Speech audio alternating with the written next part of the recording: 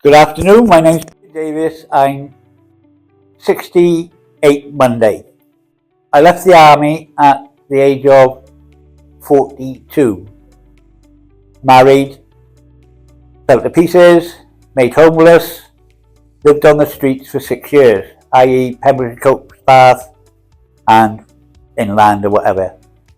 According to the policies of the council at the time, a single guy ain't vulnerable till he's 50.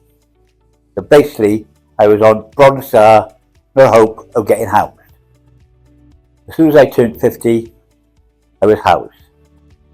And life has totally changed. That's why I was sleeping rough. I tried to commit suicide twice. Basically, all I got was medication and back out on the street. But now, my life has totally turned around, and in an 8-head property, which is my pride and joy, to be honest. And I'm at this convention, and wow, it's blown my mind. So many questions, information, useful information, and I fully enjoy myself. I was a bit PTSD, but I've had no problems conferring with people, talking to people, because I can be, to be honest, in your face.